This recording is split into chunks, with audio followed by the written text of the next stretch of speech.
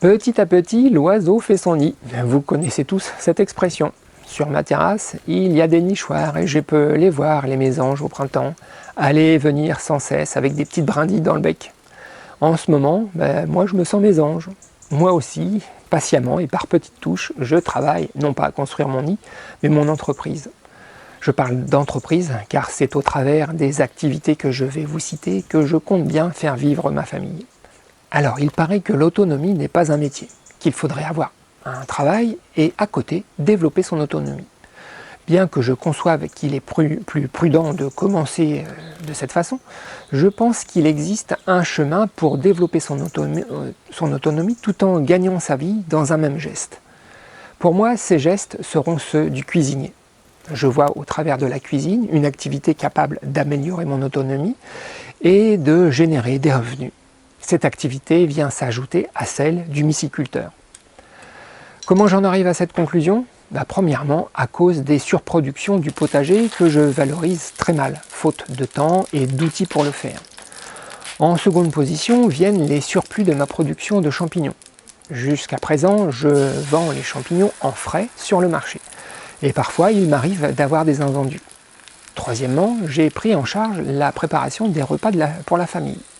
Quatrièmement, il y a beaucoup de produits sous-valorisés autour de moi qui ne demandent qu'à trouver une recette. Je pense aux prunes qui pourrissent sur les chemins, aux pieds de cochon et aux carcasses de poulet qui partent souvent à l'équarrissage. Cinquièmement, je crois que j'aime tout simplement imaginer, tester et goûter des recettes en cuisine. C'est en cela que je trouve le mot laboratoire bien choisi. Dans mon labo, je fais des expériences. Alors en quoi la cuisine peut développer notre autonomie et remplir le porte-monnaie ? Vous serez d'accord avec moi pour dire que produire c'est bien, mais c'est pas suffisant. Il faut transformer.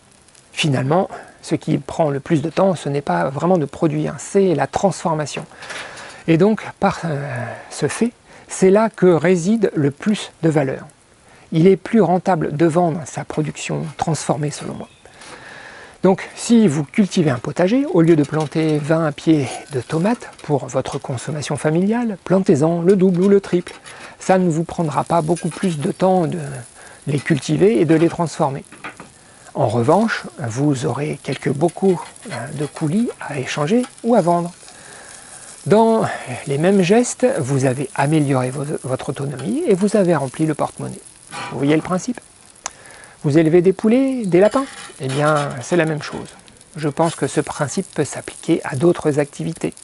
Il faut cependant faire attention à ce que cette activité ne devienne pas une usine à gaz qui finirait par prendre tout votre temps. Le paramètre le plus important à surveiller, c'est la taille.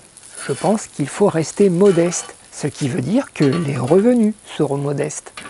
C'est pour compenser cela qu'il faut transformer et apporter le plus de valeur à sa production.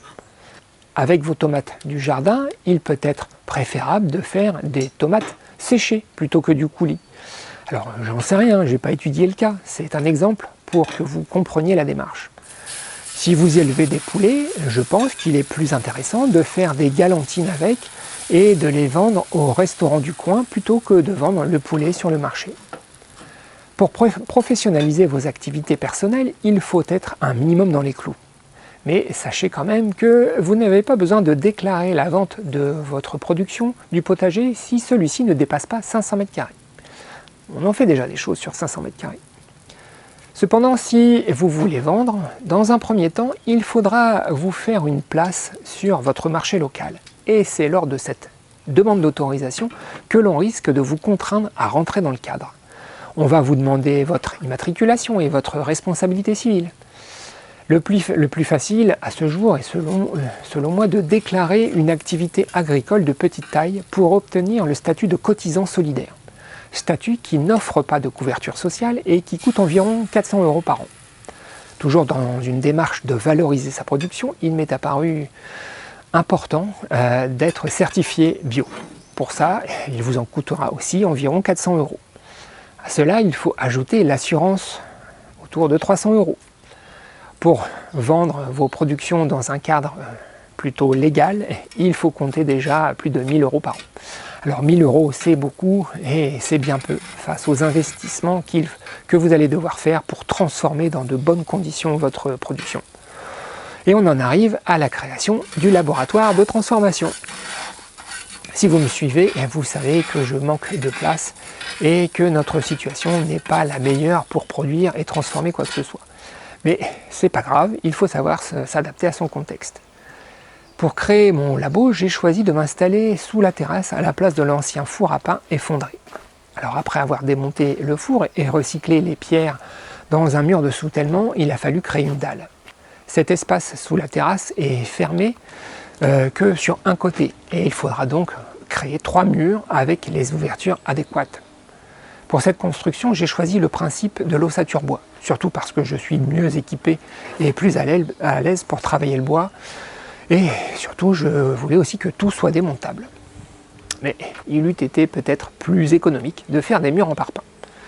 Bref, pour faire des murs ossature bois, c'est pas bien compliqué. Il faut juste prendre son temps pour bien calpiner les montants. J'ai personnellement commencé par déterminer l'emplacement des ouvertures et de la porte en prenant en compte la largeur de mon mobilier et en fonction des doubles vitrages que j'avais à ma disposition. Je ne saurais que trop vous conseiller de passer par la phase du plan avant de sortir les outils. Franchement, SketchUp est très facile à utiliser et il évite tellement d'erreurs sur le terrain. Sur l'ordinateur, vous pouvez simuler des agencements et voir comment utiliser au mieux la place disponible. J'ai pris le temps de faire un plan, certes, mais succinct, dans les grandes lignes.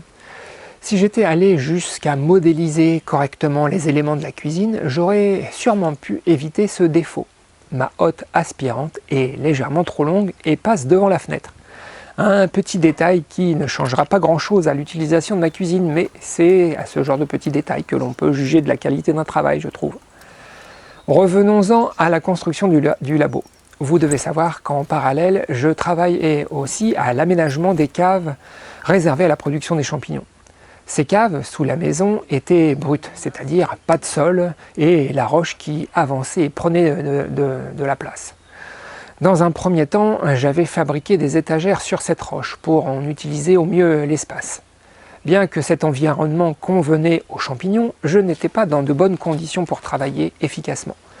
Pour améliorer mes conditions, j'avais entrepris de construire une chambre de fructification pour mieux maîtriser l'ambiance en termes de température et d'humidité, et surtout pour confiner et évacuer les spores des champignons qui me rendaient malade.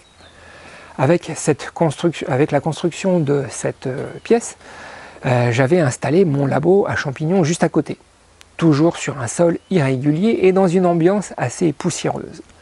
Cette ambiance n'est pas favorable à la production des champignons car toutes ces poussières sont autant de points de départ de contamination dans mon substrat de culture.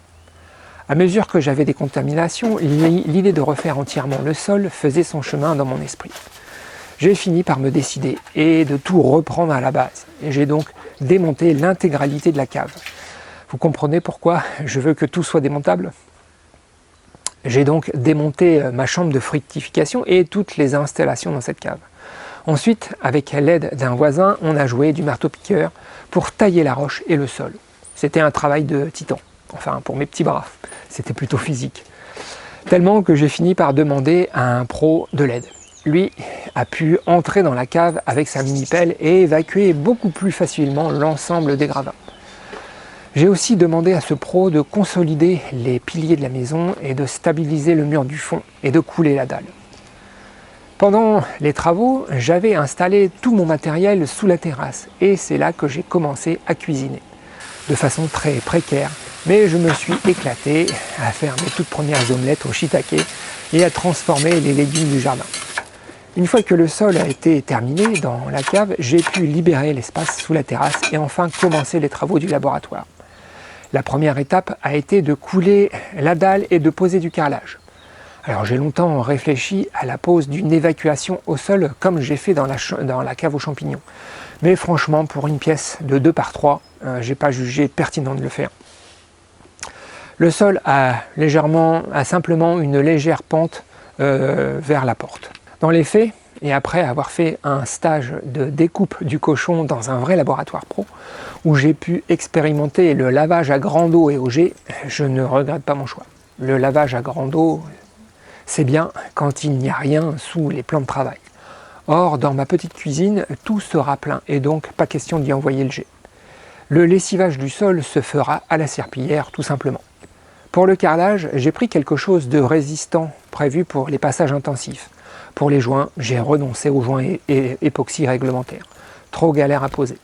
La réglementation demande ce genre de joints, mais dans les faits, bon nombre de cuisines sont sans ce genre de produit.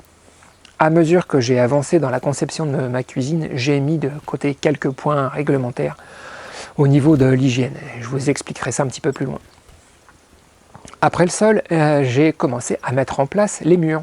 Contrairement à une construction ossature bois classique, je n'ai pas préfabriqué les pans de murs pour les lever d'un sol tenant dans un second temps. J'ai commencé par sceller des tiges filetées sur la base du mur en pierre pour venir y poser une lisse basse protégée par une barrière plastique pour bloquer les remontées humides. Cette lisse basse est ensuite boulonnée et les tiges sont coupées à ras. Je fais la même chose pour la lisse haute. C'est entre ces deux lisses que je vais venir insérer mon mur. Pour éviter le jeu, sachant que rien n'est droit à la base, je taille chaque montant du mur à la cote exacte et je viens les enfiler en force. J'avance de proche en proche jusqu'à arriver au niveau des fenêtres. Les fenêtres sont de simples cadres en volige qui viennent se visser entre deux montants. J'ai quand même prévu une pente de 10% sur la planche du bas pour évacuer l'eau. Planche qui sera recouverte par la suite d'un zinc. J'ai dimensionné mes cadres en fonction des doubles vitrages que j'avais à ma disposition. Ces vitrages viennent de la première façade vitrée que j'avais fait pour fermer la cave à champignons. À l'époque, j'avais pour projet de faire des jeunes pousses. J'ai lancé cette activité quelques jours juste avant le Covid. Alors autant vous dire que ça n'a pas duré longtemps. Bref, une fois les murs faits et les cadres de fenêtres posés, j'ai protégé le bois avec un pare-pluie. Pare-pluie maintenu par des lithos verticaux sur lesquels je vais pouvoir visser d'autres lithos horizontaux. L'idée étant de créer une lame d'air entre le pare-pluie et le bardage final. L'exposition de la cuisine est plein sud. Quand le soleil est trop fort, je me réfugie à l'intérieur pour commencer l'isolation. J'ai utilisé de la laine de bois. En faisant les plans, j'avais plus ou moins prévu le calpinage des plaques d'isolant, ainsi que l'écartement des montants pour une insertion facile des panneaux. Les panneaux se découpent bien à la circulaire, mais je n'ai pas de modèle avec une profondeur de lame suffisante. Alors je le fais en deux passes et je finis à la scie égoïne. Une fois l'isolation placée, j'installe un pare-vapeur maintenu par des lithos horizontaux. Quand le soleil devient plus clément, je repasse dehors pour installer le bardage. Ce sont de simples planches en Douglas de 22 mm vissées sur les tasseaux horizontaux. Une fois les murs terminés, je me suis décidé à faire un faux plafond plutôt que de laisser les ourdis de la dalle de la terrasse. Et du coup, j'en ai profité pour isoler aussi le plafond avec tous mes restes de plaques de polystyrène. Par-dessous, je fixe un pare-pluie, dans l'éventualité d'avoir une fuite sur la dalle. Je veux protéger mes plaques d'OSB. La pose du pare-pluie n'est pas simple quand on est seul. Le meilleur moyen que j'ai trouvé, c'est de les agrafer aux extrémités, puis de maintenir la toile avec un tasseau. Maintenant, il est temps d'installer les fenêtres. J'ai récupéré les doubles vitrages de la façade de ma cave, façade qui a bien évolué elle aussi. Plus besoin d'autant de luminosité, les champignons préfèrent la pénombre. Le double vitrage est simplement pincé entre deux cadres de bois. L'étanchéité obtenue est largement suffisante pour ce genre de pièce. Les cadres des fenêtres sont faits en volige. Dans l'idée, j'essaie, tant que faire se peut, d'utiliser les largeurs proposées par la scierie. Mais parfois, je suis obligé de déligner. C'est à ce moment que je regrette mon combiné Lurem.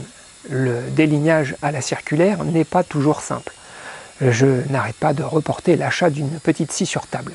Depuis que nous sommes installés, je crois que je l'aurai largement amorti.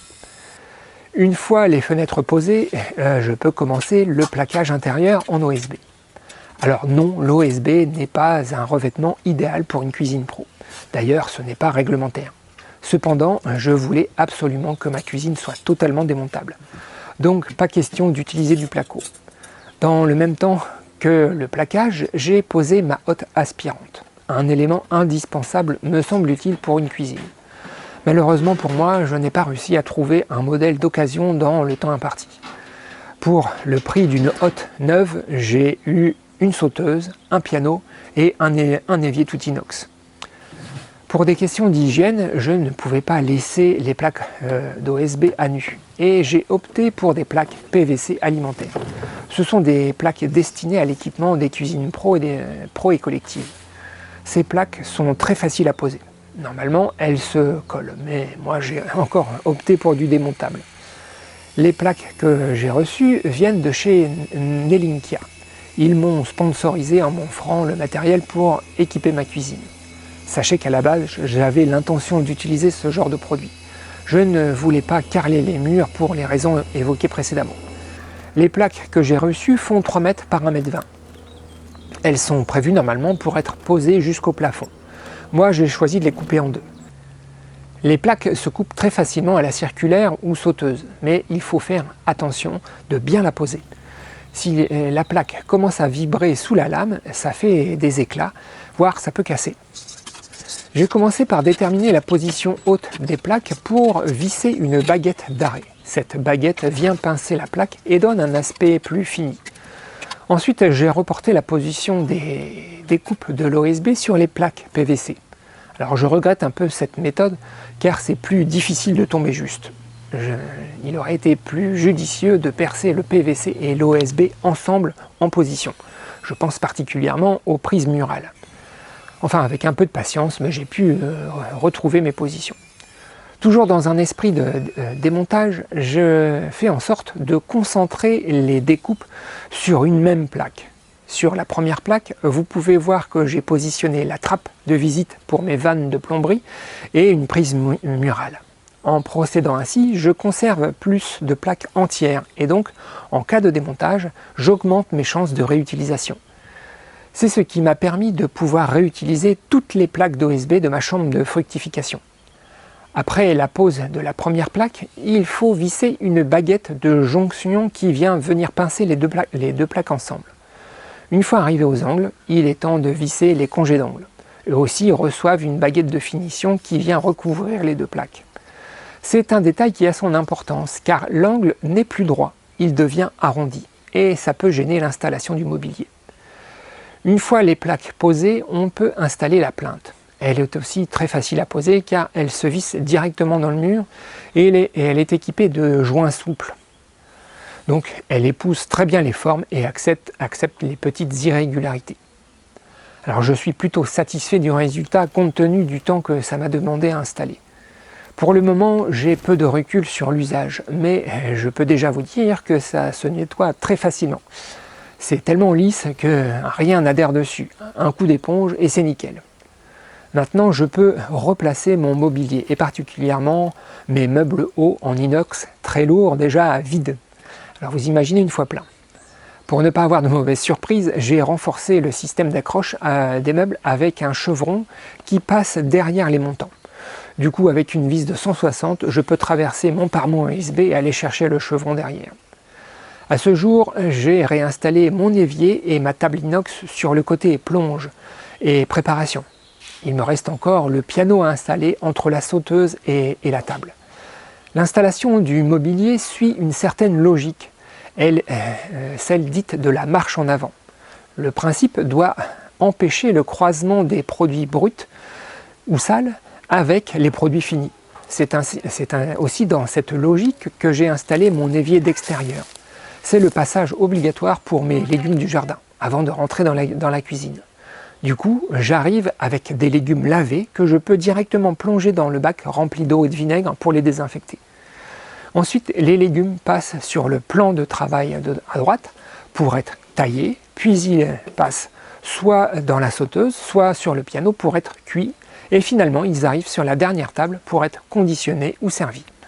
Vous voyez un peu le principe ? J'utilise déjà mon labo pour la cuisine de tous les jours et je commence à y faire quelques expériences avec les produits des producteurs voisins.